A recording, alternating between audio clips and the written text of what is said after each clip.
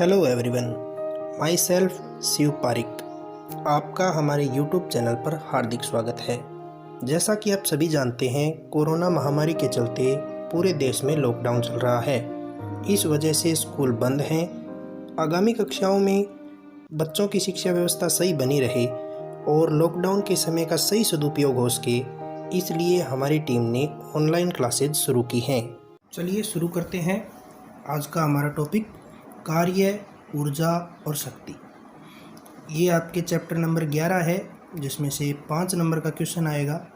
2 भाग बने होंगे, खंड ए और खंड स में इसका 1 नंबर का क्वेश्चन और 4 नंबर का क्वेश्चन आएगा। 1 नंबर का जो क्वेश्चन होगा वो अति लघुरात्मक होगा और 4 नंबर का जो क्वेश्चन होगा वो ए और ब 2 भागों में बंटे होंगे, 2-2 नंबर के। ये 4 नंबर का जो क्वेश्चन है, ये क्वेश्चन आने की संभावना है, यानी सवाल आने की संभावना है, जिसके लिए आपको इस चैप्टर में आने वाले सभी फॉर्मूलाज एकदम अच्छे से याद होने चाहिए। अब हम बात करें कार्य की, तो कार्य साधारण भाषा में बहुत से अर्थ लगाए जाते हैं।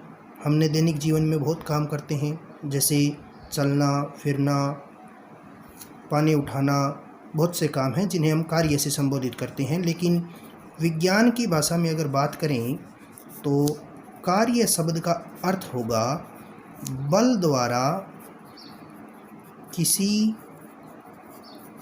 वस्तु की स्थिति में परिवर्तन करना कार्य कहलाता है। यानी बल द्वारा किसी वस्तु की स्थिति में परिवर्तन करना कार्य कहलाता है। अब ध्यान दीजिए, यहाँ पर एक शब्द काम में आया बल, यानी वैज्ञानिक रूप से यदि कोई कार्य संपादित होता है, पूरा होता है, तो वहाँ पर बल का होना ज़रूरी है। अगर बल नहीं है तो कार्य बिल्कुल नहीं होगा। इसी प्रकार वस्तु की स्थिति में परिवर्तन, ये भी होना ज़रूरी है।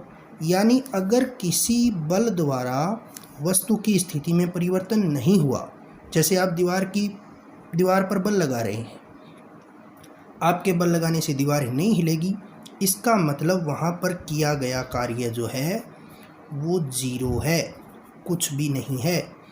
ये बात समझिए। लेकिन अगर बल ही नहीं है तो कार्य नहीं होगा, अगर वस्तु की स्थिति में परिवर्तन नहीं है तो भी कार्य नहीं होगा। ये बल की परिभाषा है। बल द्वारा किसी वस्तु की स्थिति में परिवर्तन करना कार्य कहलाता है। ये कार्य की परिभाषा है। कार्य को W से व्यक्त किया जाता है, प्रदर्शित किया जाता है। ये W इसका सिंबल है, प्रतीक कहोगे। अगर इसके इकाई की बात करें, यूनिट की बात करें, तो कार्य की इकाई होती है जूल। अगर हम इसके सूत्र की बात करें तो कार्य का सूत्र होगा कार्य बराबर बल गुणा बल की दिशा में विस्थापन। बल गुणा बल की दिशा में विस्थापन। बल गुणा बल की दिशा में विस्थापन। बल का मात्रक, बल का सिंबल F, बल की दिशा में विस्थापन, विस्थापन का सिंबल S। ये F और S आप 9th क्लास में ऑलरेडी पढ़ चुके हैं। तो कार्य का सूत्र हो गया F × S। अगर इसके मात्रक की बात करें तो बल का मात्रक होता है न्यूटन और विस्थापन का मात्रक होता है मीटर। तो न्यूटन × मीटर कार्य का मात्रक हो गया। अब ये न्यूटन मीटर जो है, इसी को जूल कहते हैं। अगर हम न्यूटन का छोटा रूप जो होता है डाइन, आपने पढ़ा होगा 1 न्यूटन बराबर 10⁵ डाइन। 1 न्यूटन बराबर 10⁵ डाइन। तो अगर न्यूटन को डाइन में कन्वर्ट करो और मीटर को सेंटीमीटर में कन्वर्ट करो, तो आपके पास एक अन्य मात्रक आ जाएगा 1 मीटर बराबर 10⁻² सेंटीमीटर होता है। अब आप न्यूटन की जगह डाइन रखोगे तो 10⁵ और मीटर की जगह सेंटीमीटर रखोगे तो 10⁻²। ये हो जाएगा डाइन इंटू सेमी। 10⁵, 10⁻², बहुत ही सिंपल मैथमेटिक्स है। संख्या समान, ऊपर घात अलग अलग हैं तो घात जुड़ जाएंगी। 10⁻7, डाइन इंटू सेंटीमीटर को कहते हैं अर्ग। तो एक और मात्रक निकल के आया जिसे क्या कहेंगे, अर्ग कहेंगे। अब बात करते हैं अर्ग और जूल में संबंध की। तो अगर आपसे पूछ ले 1 जूल बराबर कितने अर्ग होते हैं, तो आप लिखोगे 1 जूल बराबर 10⁻7 अर्ग होते हैं। ठीक है। अब क्वेश्चन की बात करें, सवाल की बात करें, तो बहुत ही सिंपल क्वेश्चन कुछ करते हैं। जैसे आपको दिया हो, एक व्यक्ति किसी वस्तु पर 5 न्यूटन का बल लगाता है,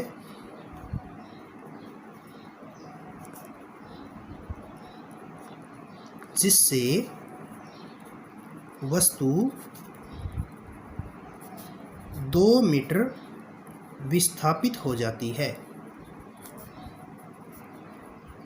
तो व्यक्ति द्वारा किए गए कार्य का मान ज्ञात करो। तो यहाँ पर हम कार्य की परिभाषा से या कार्य के सूत्र से हम फॉर्मूला लगाएंगे W बराबर F इंटू एस। W हमें ज्ञात करना है, F का मान दिया है 5 और S का मान दिया है 2। 5 इंटू 2 10 जूल। अब आप ये सोच रहे होंगे ये तो बहुत सिंपल क्वेश्चन है, ऐसे क्वेश्चन बोर्ड में नहीं आएंगे। बिल्कुल आप सोच सही रहे हैं, लेकिन क्वेश्चन इसी प्रकार के आते हैं। बस उलझन ये रहती है, शिकायत ये रहती है कि ये जो 2 मीटर मैंने लिखा विस्थापन और 5 न्यूटन जो मैंने लिखा बल, इनकी यूनिट चेंज करेगा। ये मीटर की जगह आपको सेंटीमीटर दे देगा, ये न्यूटन की जगह आपको डाइन दे देगा, और बच्चे सीधे सीधे सूत्र में उसका उपयोग कर लेंगे और जूल में उत्तर लिख के आएंगे, जिससे कि उत्तर गलत हो जाएगा। इसी प्रकार अगर आप क्वेश्चन की और बात करें तो दूसरे तरीकों में आपके पास में देखिए सूत्र F बराबर F इंटू एस है। तो इसमें W का मान पूछ सकता है, F और S का मान देगा। अगर आपको F का मान पूछना चाहता है तो W और S का मान देगा, जिसमें आप F बराबर W में S का डिवाइड लगाओगे, उत्तर आ जाएगा। इसी प्रकार विस्थापन का अगर मान पूछे तो कार्य के मान में बल का भाग देने पर आपके पास में विस्थापन का उत्तर आ जाएगा।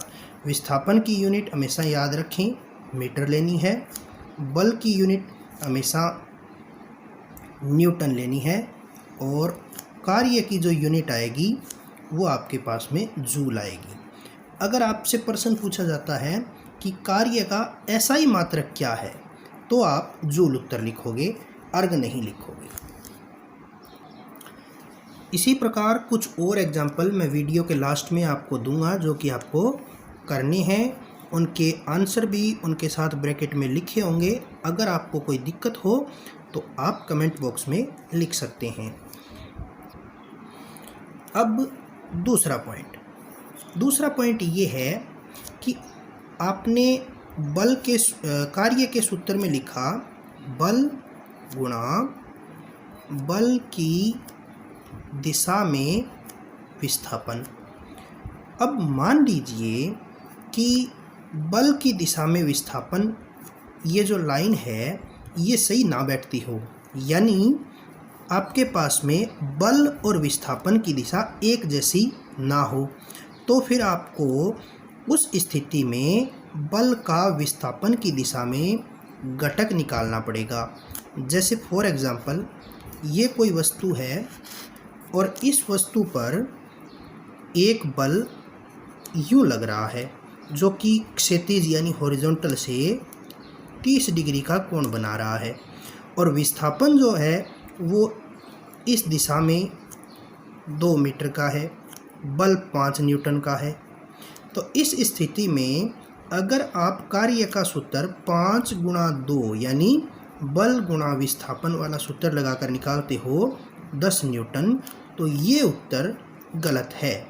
क्यों? 10 जूल, सॉरी, ये उत्तर गलत है। क्यों? इसलिए कि आपका ये सूत्र फॉलो नहीं हो रहा। बल गुणा बल की दिशा में विस्थापन, यहाँ पर विस्थापन और बल की दिशा समान नहीं है, इसलिए आपको बल का विस्थापन की दिशा में घटक लेना पड़ेगा। और उसके लिए आपको दिए गए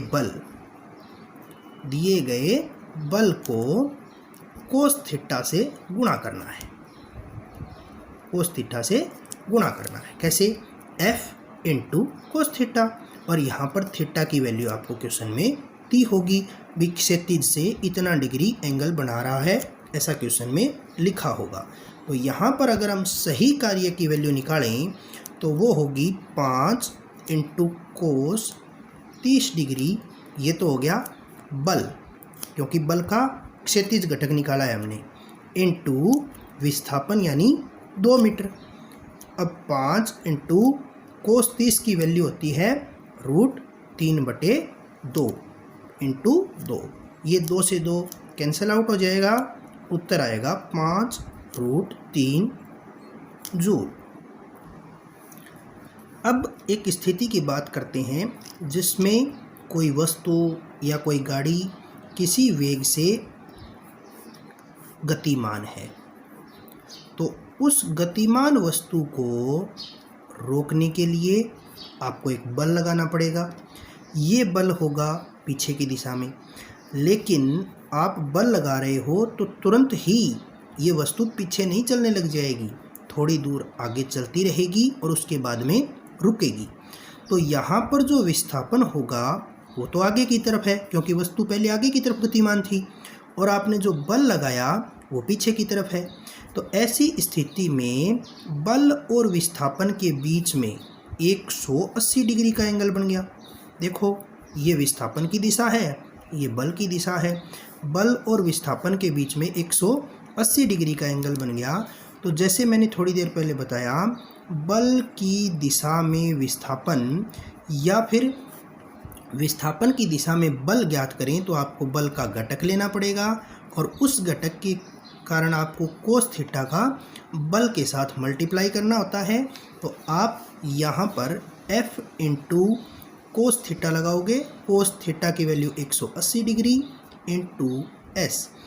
F इंटू कोस 180 डिग्री की वैल्यू होती है -1 इंटू S। तो यहाँ पर आपके पास में जो किया गया कार्य है वो आएगा -F इंटू S। ये है ऋणात्मक कार्य।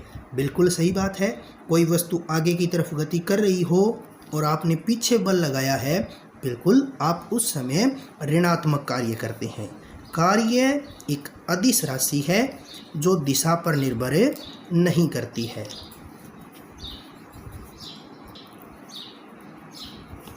इसका मान धनात्मक एवं ऋणात्मक हो सकता है। धनात्मक या ऋणात्मक इसकी वैल्यू हो सकती है। अब अगर बात करें कोई वस्तु जो ज़मीन से, पृथ्वी से h ऊंचाई पर है, ज़मीन है, पृथ्वी है, और ये वस्तु इससे h ऊंचाई पर है, तो इस वस्तु पर पृथ्वी के कारण जो गुरुत्वाकर्षण बल लग रहा है, गुरुत्वाकर्षण बल लग रहा है, तो ये गुरुत्वाकर्षण बल इस वस्तु को नीचे की ओर खींचेगा, और नीचे की ओर खींचेगा तो वस्तु में क्या होगा? विस्थापन।